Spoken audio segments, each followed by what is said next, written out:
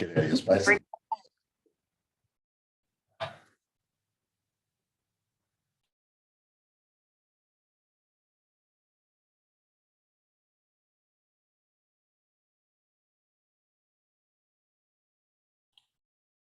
Morning, everyone. Just waiting a little bit to let everyone in on the webinar. So give us a second.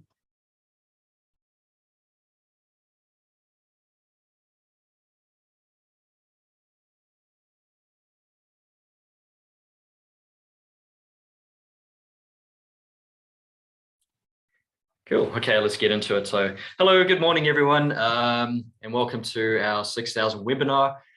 For those of you who don't know me already, my name is Brent and I work out of the Christchurch office with Paul, who is actually sitting next to me and joining us today, the man himself. So let's get into it. So on this 6000 webinar, we're going to have similar to what we've done with the 3000, we're going to have a three-part series webinar. So today we're going to be looking at a basic product overview for the Solution 6000, and then next week we're going to be doing a little programming exercise. So I'll be sitting here with the panel and programming it up and sharing my screen so you can all follow along and participate if you like. And then finally, the third webinar, we're going to be covering My Alarm and Solution Link and setting up the app and connecting remotely over the cloud server, the My Alarm cloud server. So yeah, let's get into it. So I will hand you over to Paul Ross, and he's just going to cover a few sales overview points, and then we'll get into the interesting stuff and like the modules and so on. So yeah, I'll hand you over to Paul. Thanks, Brent. Hello, everybody. My name's Paul Ross.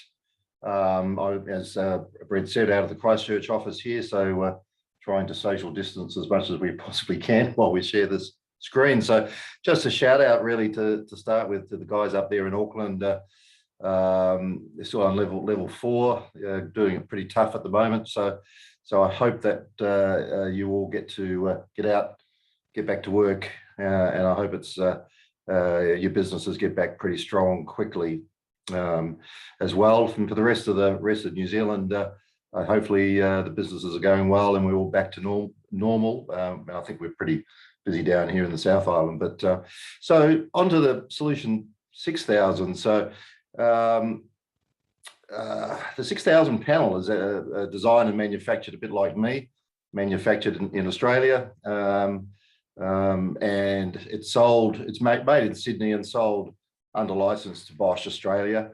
It is actually made by the original owners that made the EDM panels and the Solution panels back in the 80s. Before that business was sold to Bosch, or Detection Systems first. So it's it's designed for this market. It's ongoing development with integrators and input from the integrators on both sides of the Tasman, and the target market really is for small to medium sized intrusion access control projects. We're very lucky here in New Zealand that we have quite a number of high-end access control products to choose from. So from a Connect Security products perspective, we sort of leave that market to other people, and we target the volume-based market, which is probably 80% of intrusion access control installations around New Zealand. So this product, if you're a customer that just wants to restrict pedestrian traffic or vehicle traffic and get an audit trail, have remote smartphone access, manage the users locally on site, then this sort of, say, an Australasian design product may be something that you would like to consider and promote. And I've been on your side of the fence for many decades before I'm now in the wholesale world, that I always thought, why would the customer pay for product that all the bells and whistles that in reality the customer may not need and in fact didn't ask for. Yeah. So selling tip for the day. Again, when I was selling to end users, I'd give the customers 2 options. Maybe if they just wanted a commercial property, wanted an alarm system, I would currently, if it was currently, I would promote a Bosch Solution 3000 panel, but then I'd always add 6000 option, just future-proofing that customer for access control down the track. Because basically, you may be up against a competitor that is providing that offering, and you wouldn't want your customer to come back and say, "Oh, I didn't know I could have a product just for a couple $100 more that does access control." So, and we have a saying, you can't sell a secret. So you, in my view, I would always try and upsell. So from Connect, you have a few ways of purchasing this product from us. We have quite a number of kits which are already loaded, and you through our website, you can find them online, and you buy price, and you can order them online. And they're kitted up with standard detectors, quad detectors, our Tritech blue line detectors, and then we have a kit with the Wi-Fi keypad, which basically makes the panel app ready, and Brent will talk more about that later. We have an access kit which we have promoted over the last couple of years. So we actually buy this kit directly from Bosch in Australia, so that so we get a good price for that, and it comes with a couple of readers which have got I/O on them. You don't need door controllers for this product range. So if you've got an internal door and you just want to put access control on it, you can get your I/O directly from the back of the readers.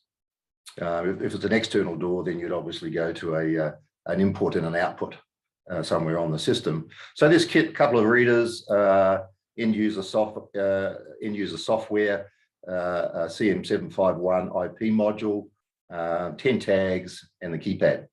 So that's, you could just buy it like that if you wanted to, but we are an asset house here throughout New Zealand with Connect Security. So we have kitted up a variety of electronic locks to go with this access kit.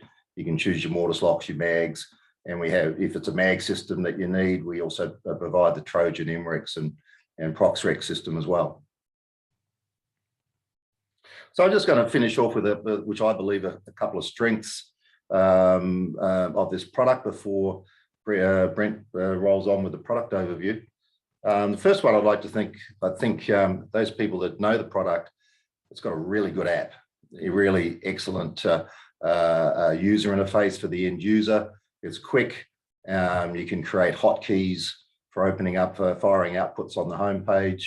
So that's a strength, definitely, which the technicians and salesmen demonstrate. Ease of programming. I mean, this panel is the updated version, if you like, of the old 16 Plus and 64. And if you guys remember those panels, they were made with a Nokia type menu structure, so very simple to install. I put a 64 in my house once and programmed it all up without the use of a manual. So if you know the older panels, you're 80% there with the 6000. Now there's a My Alarm Cloud which has been developed. Main thing, strength of that is you can remotely connect to your panel via the cloud. You can program it, make changes to the system, and also point your panels to certain monitoring stations around the country as well. And of course, pricing. It is only in reality as a base kit a couple $100 more than our Bosch Solution 3000. So as I said, you have the ability to future-proof those systems for your customers. So pricing is very good, very competitive, and ongoing technical development is happening with this product. It's there's things coming out all the time. Hopefully there'll be some integration with cameras and Zigbee receivers and all that sort of stuff down the track. So yeah, that's it for me. I'll hand you back over to Brent. Thank you, Paul. One thing I forgot to mention, guys, is the Q&A button down the bottom. So if you have any questions, just fill that out in there, and Paul and I will address that after these webinar. And then also a raise hand button. So if I have any questions, just raise your hand, just so I can get a little bit of feedback. So yeah, let's get into it. So on the 6000, you have 16 onboard zones, but you can expand the system to a total of 144. It's got eight partitions, 5 onboard outputs, expandable to 37, 920 users, 16 access control doors, 16 time zones. It's got IP, GSM, GPRS, and Wi-Fi capabilities for reporting and remote connection. 1,000 event log history, and what, as Paul's already mentioned, the smartphone app. So let's have a quick look at the panel layout. So down the bottom, you can see you've got your AC input, your positive and negative for your battery, your auxiliary outputs to power up your devices, detectors, your LAN, positive, negative, A and B, your outputs, and then your onboard inputs, your 8 zones. But you can zone double this to 16 zones if you change your end of line resistor value. So usually I'll go into more detail when we actually do the 6000 training. I'm just going to quickly breeze over this. We also got the old school PSTN input for your in and out. It's pretty commonly used with your permacons and radio nets and so on. We've got our onboard tamper, service keypad plug, LAN isolator, your onboard relay, zone status indicators, your serial ports. So if you want to program with your laptop, that's where you plug in your serial port cable to connect to it, your default switch, and your TCP IP module where you'd connect your Ethernet modules and GPRS boards. Okay, so let's have a look at our keypads. So most common ones were the CP700 and the CP710B, but they now are obsolete. So our standard keypad that comes with all of our kits now would be the CP722, which has a built-in prox reader also. There is also a Wi-Fi keypad, the CP741. That's got a little Wi-Fi receiver. So if you're using that, you don't need to buy an Ethernet and an IP module to plug into the board, because this keypad has the ability to connect to the Wi-Fi, and then you can set up your apps and CSV IP programming and so on. Oh, and there is also a service keypad. So that just comes with a little plug, and you can plug that. I don't know if you can see my mouse moving around, but it's got a little service port on the panel. So you can just take that service keypad, plug it on the board, and you don't have to do a LAN scan or anything to get it online. Again, we'll go over that in the training once we do that, but you can just plug it in and program it up. And that also saves you from running back and forward going from the panel back to the keypad, back and forward, if you know what I mean. Okay, let's have a look at our expanders. So we have an 8-way input expander. So again, if your end of line resistor in the programming is set to zone doubling, you can connect 16 detectors to this. And you've also got your auxiliary positive and negative to power up your detectors. We also have a 4-way output expander. So this will give you 4 relays. This is typically used for your access control. So if you're doing access control, you can control your doors directly off these relays. And it's also really handy because you've got your little mix switches along the top, so you can easily connect or test your circuit by pushing those buttons to toggle that relay just to confirm it's working, and not a polarity output program issue if you have anything like that. We also have a 1 amp power supply. So that you'd connect to your transformer, and that will give you 1 amp, 12 volts. And then also, if you're buying all of those, you might as well buy what we call the CM705 universal expander, which pretty much includes the 3 modules above. So that'll give you a 1 amp power supply, 4 outputs, and a zone expander. And the same thing, you can zone double to 16 zones. We'll just expand on that on the next slide, because you'll notice there's a little expansion port header pins along the top there, and we get another what we call a piggyback module. So this is a little module that you can plug into the board, and you can see over here we have zones 1 to 8, and then we can continue 9 to 16. So that way, if you don't like zone doubling, some people don't like zone doubling, so that'll give you 1 input per detector or device. But one thing I will just mention is that this does, because you're zone doubling, this does not make it a 32 zone expander. So if you're zone doubling, you're stuck with 16 zones.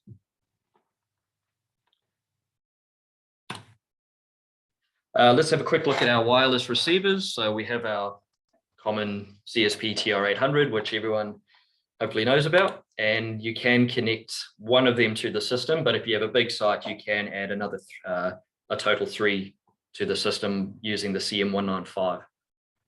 So all of your receivers will come back to this. I don't know if you can see that. You've got receiver 1, 2, and 3, and then over here you've got positive, negative, and data that will go back to your 6000.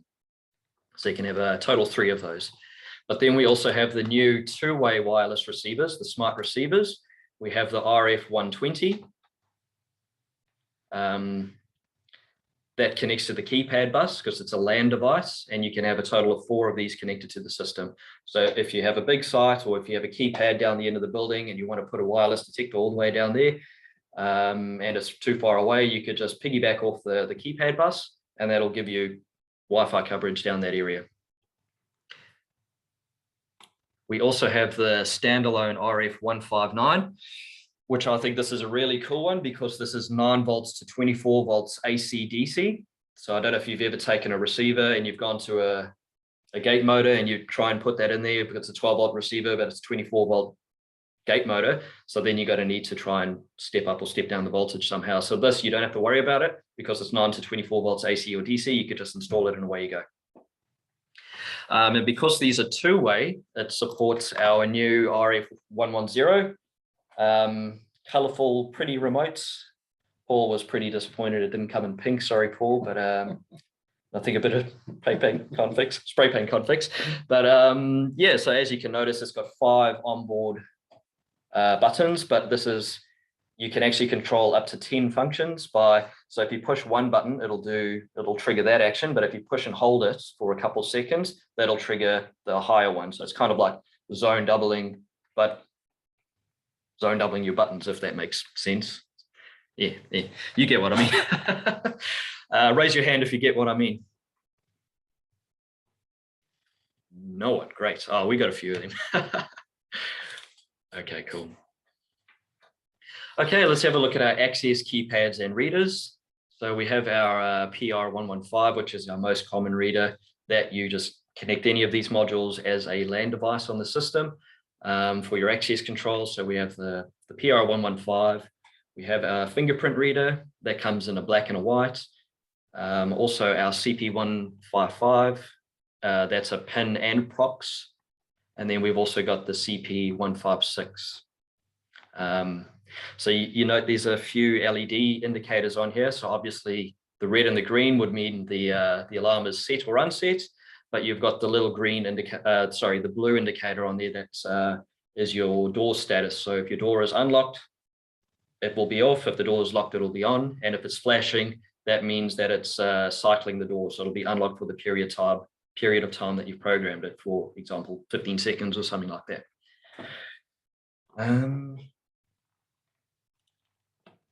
Yeah, and then we'll just touch on the power supplies again. So we've already gone over the CM720 1 amp power supply. So if you're doing a big access control system, you're probably going to need a little bit more power than that. So we have 5 amp power supplies also. These are also LAN devices, and it comes in 2 options.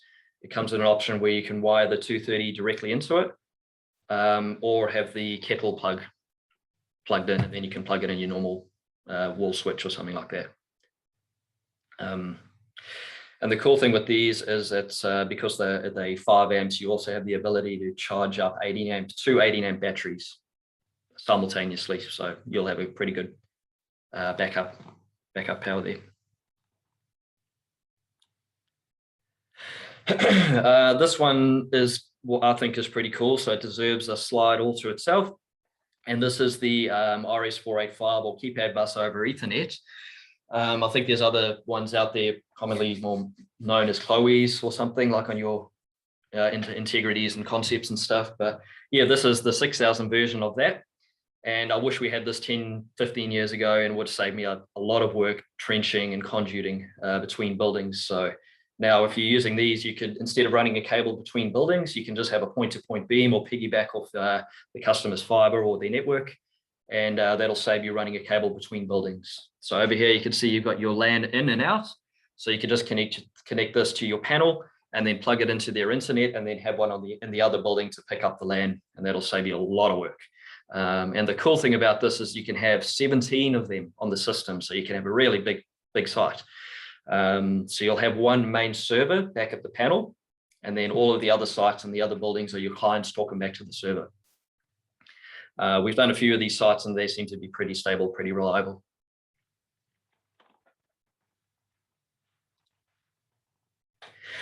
And just to cover a couple of our other modules, we have a WeGAN module. So this is good for upgrading existing sites.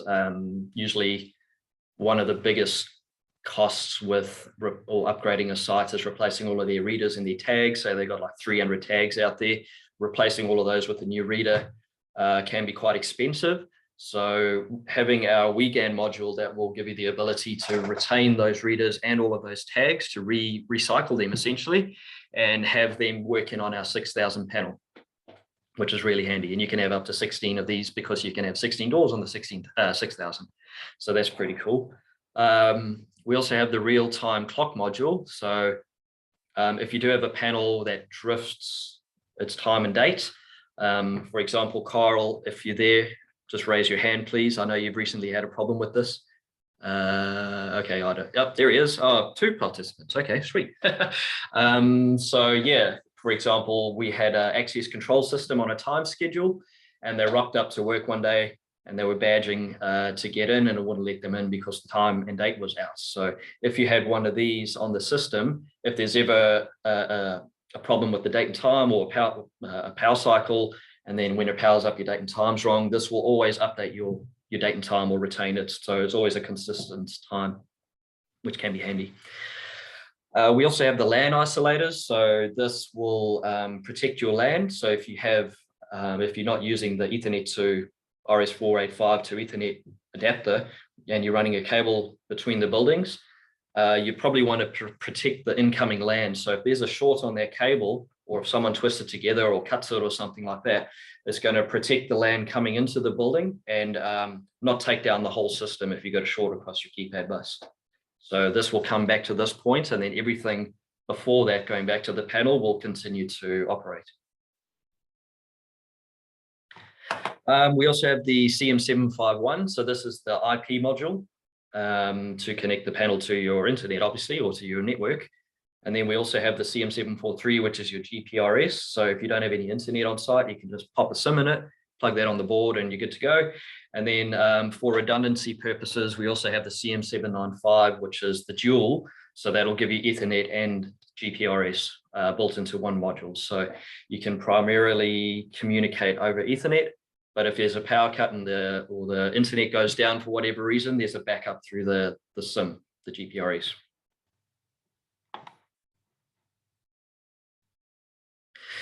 Also, I should mention addressing modules. So if you're having multiple of the same devices on the system, they're pretty much the same as any other security panel. They all need to have an individual address. So for example, if you have expander 1, 2, and 3, they need to be addressed expander 1, 2, or 3, or keypad 1, 2, and 3. If they both share the same address, it's going to cause a conflict and they're not going to work. So just bear in mind, if you have multiples of the same device, they need to have a unique address. And you do that by using the dip switches. So on the back of the keypads or on the modules, you'll note that there's some dip switches or a little rotary wheel like that one over there. Just address it to whatever number, according number you want it to correspond to, and good to go. We also have software called Solution Link and the end user software called Site Manager. We're going to be going over Solution Link in our third webinar.